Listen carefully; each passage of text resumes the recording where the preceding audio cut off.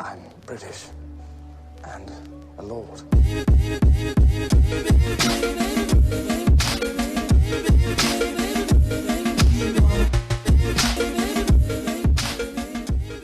Welcome back to WessinTheWorld. I am Wes, and I am in your world, which is also your world.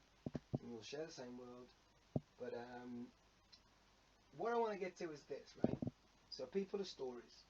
I want to get into that real deep. For obviously, anyone that knows me knows that, you know, I may have talked to them or where's at them about this at some point. People are stories. And people aren't attracted to people. People are attracted to people's stories. Or people are attracted to stories. People are attracted to stories. And the conclusion that I came to was more like people are attracted to narrative. But stories, because obviously narrative is not an easy thing to sort of, you know, if you don't understand the idea of narrative like fully, stories is like a perfect replacement. But like stories, if you don't think that people are stories, when you get with someone, you assess their story. That's what a date is. A date is a circumstance where you tell someone your story, and then you go, I'm looking for someone to join my story, and I'm looking to join your story. Unless you got nothing going on, in which case, jump the Titanic out of this lifeboat and we're gone. That's not really how people talk, but you know. Sometimes people don't really have a story going on, and they're looking for a story to attach themselves onto. We all know those people. I ain't naming names. I ain't naming names. I don't know any names. I don't know people like that, but what I'm saying is, people are stories. People are attracted to stories. People marry stories, and the girl usually has to sacrifice her story because she's taken this fucker's name, so she can continue and help him continue his legacy. I'm making a video. I gotta say that sometimes because my mom just busted with a video, ironically, that she wants to show me. Yeah, we're all living with family right now, and obviously you deal with it. You deal with it.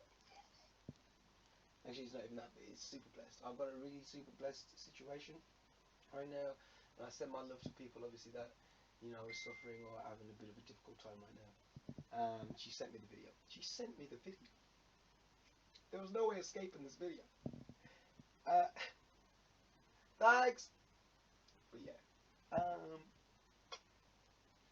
for the long, basically, so if you don't think that people are stories, and then when you marry someone, you sacrifice your story to join this story and to help Jeff Smith continue his legacy and extend his dick throughout time. You don't think that that's the case? This isn't going to prove the case, but it's a funny story anyway. Do you know why there's so many Smiths in the world? I pause as if there's going to be an answer. But there's so many Smiths in the world because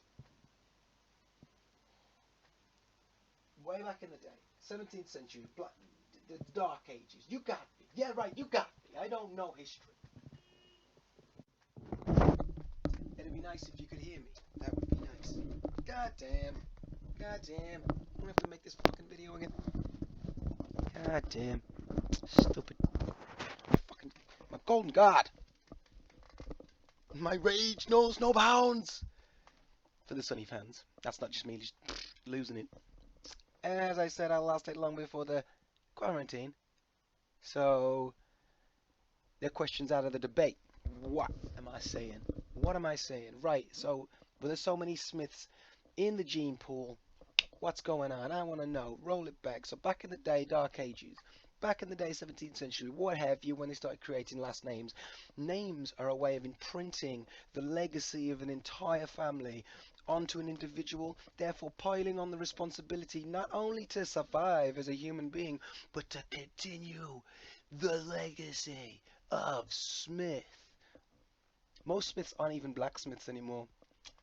It's because there's too fucking many of them. But anyway, so the reason why there's so many Smiths is because all of these, basically the whole town, the whole cities would go off to war. The Smiths would stay at home, banging out that steel, providing them weapons, and fucking the other name's wives. Hey! It's like Jeff Smith's just like looking at, I don't know, Steve Bukowski. I don't know I don't know the origins of last names. Steve Bukowski and Steve Bukowski's wife, and he's just like banging the steel, and it's like, that's right, Steve. She's a Bukowski now, but as soon as you go to war, whoa, I'm gonna make her Smith. I'm gonna put my last name in her, and then pop, how comes another Smith, and she'll be a Smith forever, continuing the legacy name so we can climb the status hierarchy and get that gold status. Egoic, guys, this is what I'm trying to lead it back to. So basically, names are stories, but they're only the ego stories. So obviously it's that ego where you sort of like, you've been given a name, the name is the name of that ego, and then everything just like tessellates from that. So you got your name, and then you put your name on a building, and then you become a president, and then you get bankrupt twice, and then you tell the whole nation to have disinfectant, to drink disinfectant. I know it was a joke or a prank, but then people started doing it. People started going to the hospital. That's where jokes have become bad news, bruh. And you ain't supposed to really be delivering bad news, Trump. You ain't supposed to, but not bad news. You can deliver as many bad news as long as it's true. That's fine. But just don't offer a solution. That ain't the solution. And then later say, I'm just joking. And then someone's in hospital like, I didn't get the joke. God damn, guys. God damn. Are we at this point? Are we at this point yet? Where the dumb of us, the most dumb, have been pushed to the front, and then we're just like, yo, that guy's so dumb. And we're like, yeah, we put him there. We put him there so we could be mad at him, so then we don't have to do nothing, because it doesn't matter as long as I'm smarter than the leader of the country, because then I get to feel intellectually superior. Do you understand what I'm doing here? Do you understand what we did here? We made, like, I don't know, it was a famous wrestling villain. I don't know, we made Gold Dust the president. We made, like, Scotty Too Hotty. Actually, no, he was still pretty cool. I don't know, one of the heels. But yeah, basically, we made one of them the leaders, because it's a more entertaining story. And again, we come back to stories, because we want the story, and the more exciting the story is, the more we'll pay attention. The story's boring, I don't want to know about it. Saving the planet, boring, I don't want to know that story. Putting up wind farms, boring, I don't want to know that story. But it's the planet story that we're really a part of. And we're getting lost in all of this fucking off the top rope. Oh, he's coming in with disinfectant. Oh, he's blowing up the game. Newspapers, send it out, send it out. This guy's crazy. Stories. So people are stories. We attach ourselves to stories. And our stories have to be entertaining. And if our story's not entertaining, some of us can be tempted to lie about our stories. And it's okay. It just means you're crazy. But anyway, so yeah, so blacksmiths would stay home, fuck all the other names' wives. I don't know, Smiths would stay back, weaponry. Make weaponry and fuck all of the other neighbors' wives. You'd be in court, oh yeah, and I've already gone through that. So basically, yeah, so people are stories, and I've been talking about this for a while now. So people are attracted to people, they're attracted to stories, and the story is just a manifestation of the ego. There's an awareness behind the story, and the way that you know this is that when something crazy is going on in the story,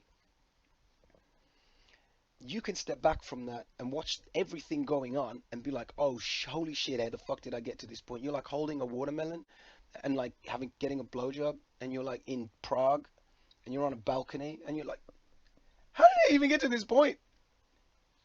How did I even get there? And that's basically, that's you stepping back from your ego. Because if you were always in your ego, you'd just be in the front, just in it, constantly. And believe me, I've met some people that are like that. They have no background thought whatsoever, no background contemplation. They're not capable of original thought. not capable of, you're not capable of putting two things together and then just going, maybe that's how that works. They gotta ask. Maybe they just don't trust their own contemplations. I don't know. Yeah, maybe it's a confidence thing. I don't know. But anyway, names are stories. How do we solve this? I don't think there is a solution. We just have to be aware that the story is crafting itself. We don't have to manifest this. We don't have to make this happen. And also as well, if you get married, don't take his fucking name. Your story means just as much as his story. Don't fucking take his name. Fucking bullshit. Colonialism bullshit. Ownership garbage. That's it as well. Like ownership is like you give me your wife, you give me your daughter. No, bro, she's the fuck. Who belongs to who, dude? I don't like the whole ownership of anything. This is why I don't like sort of. But I like monogamous relationships. Like if they can work and obviously they work together and all that sort of stuff. But it's these fucking couples. My other half, just even my girlfriend. That's my girlfriend. And you walk over to a girl at a bar and she's like, do you even yeah, she's got a boyfriend. I'm just talking to her, dude. The fuck?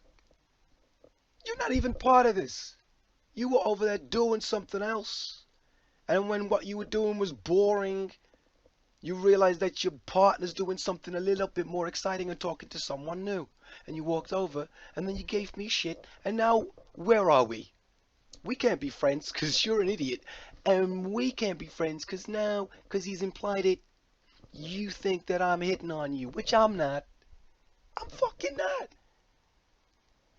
The likelihood of me walking over if you're a man or a woman is exactly the same.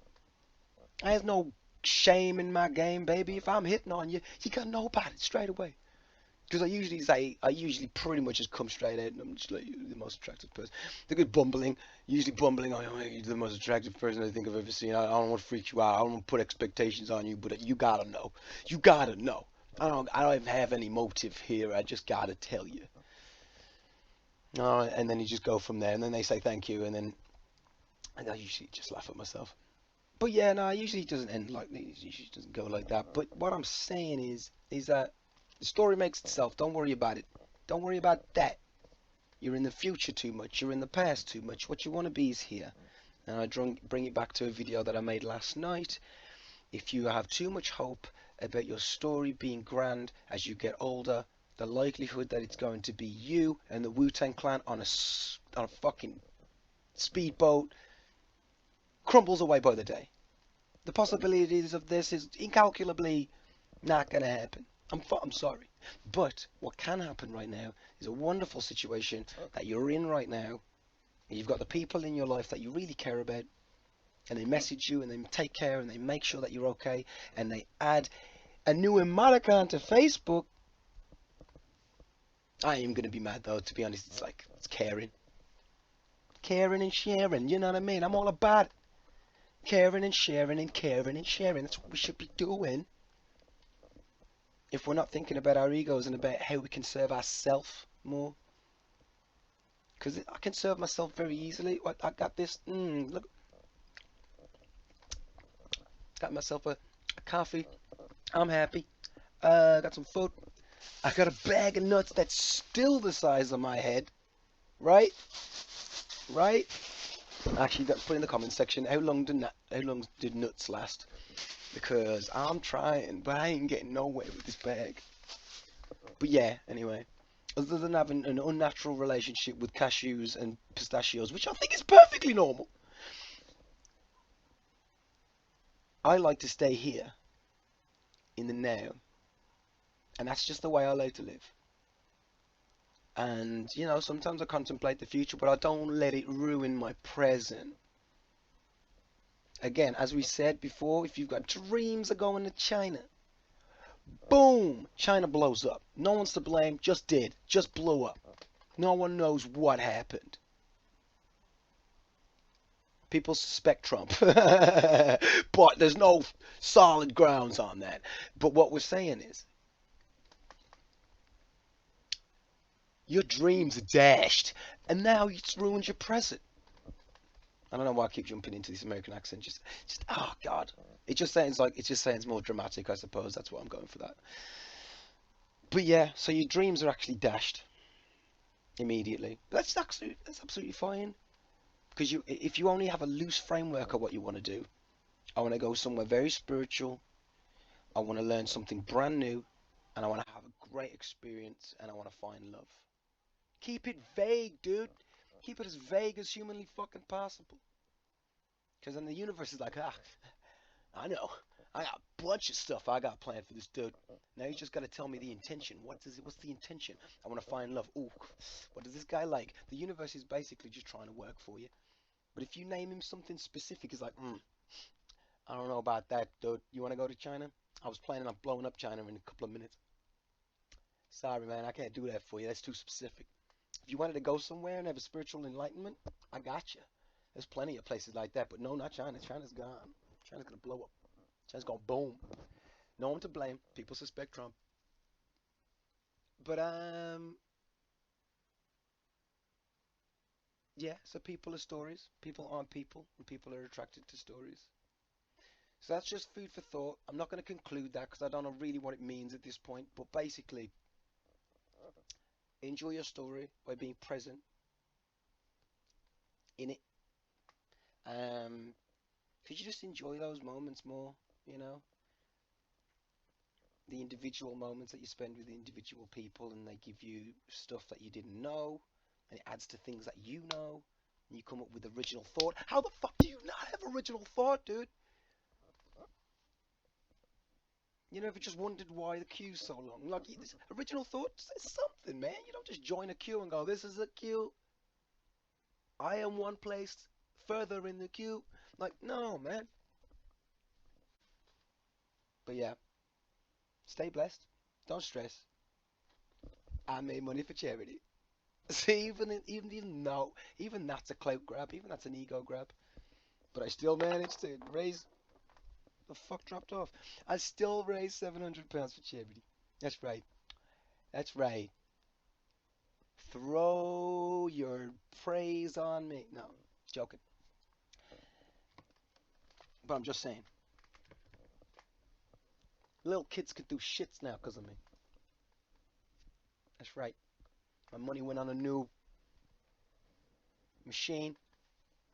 It fixes kids right up. Boom. Put the kid in the machine. Fixes them up. It's just a joke, guys. It's just a joke. I know. I know. I know. Give some money to St. Mary's Hospice, Birmingham. I know it's all very serious, but obviously you gotta have comedy about it. So anyway, about the machine. So it's a machine. You put a kid in. It's sick. Comes out the other side not sick. I don't know what it is. I don't know. Something to do with uranium. So some chemical reaction. Kid not sick. Boom. But yeah, I hope this video helped you guys and added any sort of value to your life and didn't waste your time. But yeah, thank you very much, people of stories. Stay blessed. Don't stress. You don't know what's next. And it's exciting. It's not scary.